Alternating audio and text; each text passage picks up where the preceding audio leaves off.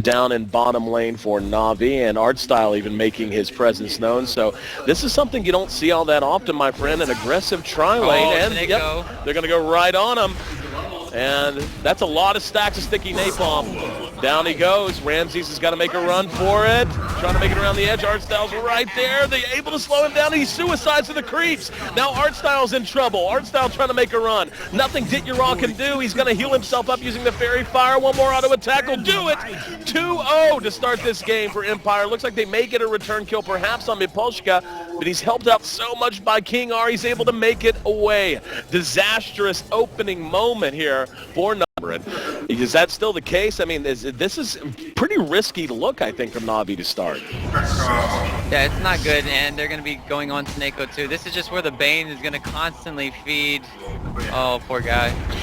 And yep, Snako caught from behind, uses the brain sap to get what he can, but what he got was not enough. 3-0 in 2 minutes for Empire. I'm not going to go back to the bottom lane. I don't think it's the correct play to go there again. Why do you think they're rotating him instead of Dityaral? I mean, Artstyle's going to be engaged. Ramsey's there, just continuing to stack the sticky napalm. The Voodoo Restoration keeps him alive. They're not even, they got him anyway. And like again, what is a level 2.5 Lycan supposed to do in this? Coming here in mid might be a little risky. Yeah, it's really hard to kill the Wind Ranger. Maybe if they can kill King R. Again, bottom. Dityaral dead. This lane is just an absolute dumpster fire. Opportunity to smoke, and Navi not going to miss that opportunity. Afterlife's very low. They run right by him, and we see General actually loses his smoke because of it. King R's going to be spotted. There's going to be the sleep on the Scandal. King R immediately roared down. Oh, there's going to be a big 3-man Chronosphere. Do they have enough damage? Scandal with a 2-man Shackle. They get a rebuttal kill. Now comes Mipolshka on the Air Spirit trying to give chase. General's going to be time locked, and this is bad news. They're going to be able to track him down. Snako can't do anything. Artstyle's there, but just nothing he and Snako can do. They're too underleveled and too ineffective at this stage. 7-2, so while Navi in the vicinity as Artstyle's poked his nose around as well. Mipolshka standing right in the trees. They're going to spot him. Yep, he's going to go ahead and roll. Rolls right into the battle. Magnetize goes off. And Ramsey's coming back in. There's going to be a shackle. How? Oh, that got a tree. I was going to say how it didn't latch to a hero. I'll never understand. But, oh, Artstyle's turn rate is so bad. There's going to be a Chronosphere used. Artstyle's going to be brought down, but not before he's able to do a little damage of his own. King R hanging around the back, and it looks like, are they going to re-engage? Dindy looks like he was thinking about it. As you mentioned, he had Sonic Wave. Will spend it now, but Afterlife happy to eat it on the chin and erase that damage just as soon as it appeared. General is doing his own things in the top lane, wasn't able to come to that team fight, and I guess whiff Chrono, whiff Sonic Wave. They're going to get Snako now. Poor guy. There's a Shackle to follow up. Scandal's Wind Ranger, a huge part of their win in Game 1, continues to be a major factor here in Game 2. They do get up those Necro books you're talking about. When they take a fight, they're going to be able to take objectives very easily. Towers, Roshan, they're going to have just an entire army of things. Here's a relocate, though, that's coming in, and it's going to catch General. General uses the axes, doesn't matter. Easiest kill of their lives. They've got 4 in position, and down he goes.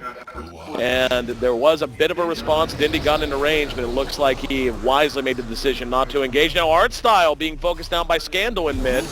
He's going to throw the cast. There's going to be Dindy engaging, and a wonderfully placed Death Ward. Got the Shackle off, but doesn't matter. And that's, I mean, solo kills, that's a step in the right direction, especially on that hero. Yep. And now though, mid lane. Going right back in. There's the Magnetize. Artstyle in trouble. The follow-up is very slow. Afterlife, though, manages to catch Dindy in the Chronosphere. Artstyle's still up and going and getting good cast bounce. Doesn't matter, though, as Dindy's going to be lassoed down. Snako, not even level 6, can do nothing but stare on from the high ground. Dityaral wants to get involved, uses the Metamorphosis. Or the Shapeshift, rather, and now, I mean, what's he going to do? Like, he's just being time-locked and jump ahead. One more would have done it. Ramses, in the meantime, manages to find a double kill as he tracked down Artstyle behind the fight. And I really like the way, for the most part, Navi's responding, but it just seems like ultimately it seems like ultimately the The exchanges aren't going. Empire, they need to be a little bit concerned because, like you talked about, NaVi, when they take these towers, or when they take team fights, they're just going to take every single tower. Relocates, Saneko gets off the Nightmare, not that it matters. He dies immediately, and General's got to get the hell out of Dodge. You're waiting on. Is under attack. They can get a lot of solo kills around the map, but yeah, just go with the Aegis, just go around. Yep, there you go. Yep, roar on to Ramses, brought down quickly. For the Lycan already. I suspect they'll just maybe go top lane here. And yeah, it looks like they want to fight. Fiend's Grip on the Afterlife is going to be hit with the boulder kick. At that also got Ditchira. They relocated one out just for safety's sake. Miposhka not quite as lucky. We'll have the rolling boulder ready to use momentarily. Yep, they know where he is, and he's just going to use that to TP away. That's no EGM with. Do they want to make it happen is going to be the key question. So they're not going to be punished for the side of NaVi. Normally that's how you punish teams, is when they kind of like split push. But you have, because you have the relocate. Oh, relocate, speaking of it, bottom. Bottom, they're going to end up catching Ditchira. That's a great kill for them to find. And that's really the one thing they're going to be able to rely on. And it's an interesting combination, the IO and the Void, to go get picks on mobility heroes like the up at top. Yeah, it looks like they're actually going to find the Bad Rider. Missed that, General. They didn't. Oh, Afterlife. In a lot of trouble. He's going to have another time walk now, and he's going to try to TP away. Cask won't be arriving in time, so he does make it home safely. In the meantime, top. They do manage to pick off the Beastmaster. Their fifth. It is Afterlife. Yeah, I really love that they, buffed up this area here. Oh, they popped the smoke here, Saneko. Yep, they're going to catch him. They don't want to lasso yet. They're going to hold, waiting on the roar. They did manage to get the silence off. And a little bit of a pause on the initiation. Now they're going to go in, and that's going to be the best chrono we've seen, not just today, but out the tournament, as he catches 4, and they're ready to blow up NaVi. 3 are down. They lose the IO. They lose one more, but now Dindy's silenced. And if they could just hold him in place, Miposhka can't pursue. Yes, they do manage to track him down, as Scandal makes it a triple kill. And that's the fight they needed so desperately, Ryu. Tremendously against the Queen of Pain's Orchid, so they're going to have like everything maybe on General, initiating to Afterlife, getting that Chronosphere off, but as we talked about, King Arm. Here we go. They've taken another run to tier 2. They're going to be able to grab Ditchira. They're able to follow the stone kick, not off point. Still playing patient. They are going to get a 2-man spear. That's Dindy and Saneko. Afterlife is there. Roland's going to be on point. He's not going to make it away. He's going to end up dying to the Flame Break burn. Now Saneko's next on the list. Gets off the Magnetizer's Aurora to try to slow things down. Saneko will be able to get off the Fiend's grip. He's not dead yet. And Miposhka drops Afterlife after the grip. Cannot turn it around. He's too slow. 3-for-1 exchange as they get the tier 2 bottom. And they NaVi on the cusp of elimination. 5-man smoke.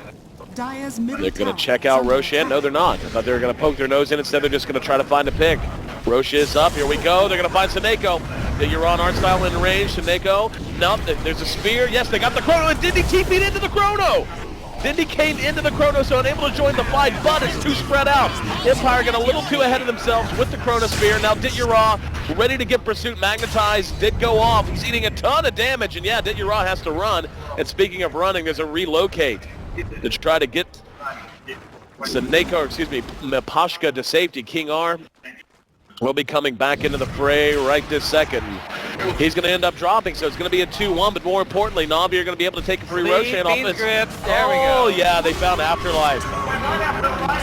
So Ditchira dominating indeed. He's going to make his way to the pit and claim himself another Aegis. Ramsey's right on top of each other. Don't see each other, though. Where's my Shackle? Where's my Chrono? No, they don't have any vision, though. Yep. Saneko. Yep, there's going to be a Fiend's Grip. Dindy turns it around, gets the Sonic Wave off along with the Orchid. And there's going to be a relocate trying to punish him. They do lose one, but they trade it 1-for-1. Bat, not the adequate trade for the Bane.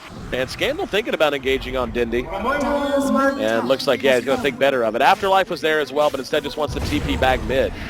And there's the power shot following the boulder kick. There's going to be the roll in. And Miposhka gets up to Magnetize, and they catch General. General will end up dropping. Ultimately, Dityara trying to find a target to focus down. He's going to be running down King R and Afterlife. It's a 2 for 2 thus far. It's going to be a not quite 3 for 2. And he's just going to go ahead and dive it. Shackle's going to be there, doesn't latch, but he's deep. Let's see how much damage he can output. Keep in mind, he does still have his Aegis, so he's happy to dive, especially when it means a 4 for 2 trade at the end of the day. And very potentially is going to mean a tier 2 taken here in mid. As hard to say who they should initiate on. Because Scandal doesn't have the Blink Dagger, it's kind of hard for him. But if they're smoked right now, then they can do whatever they want. As long as they get the vision, all they know regenerate. Oh, they got him. There's going to be a spear. A little bit of a miscommunication. Doesn't matter. The magic damage output is just tremendous. The right click from Scandal also huge. And Seneko tried to get off the Fiend's grip. He actually whiffed it. He stutter stepped it or something. I didn't see what knocked him out of it, but it was just on for a second. And just like that, it's a 2 for 4 trade. And this game now, as we're at 33 minutes in, the vast majority of NaVi standing in their own jungle to the south. And here we go, General. Ooh, General's winding up. Now we're going to see Dityara go ahead, change forms. The damage is there, though. And what happened?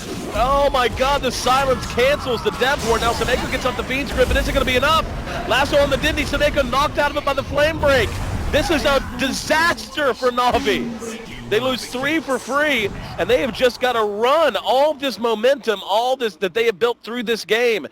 Death ward with the silence coming in immediately from Maposhka, and they're just on point this game. And the sad thing to say is, even if he had roared for the Beastmaster, he had Lincoln to cancel that. So it would have been a waste of a roar.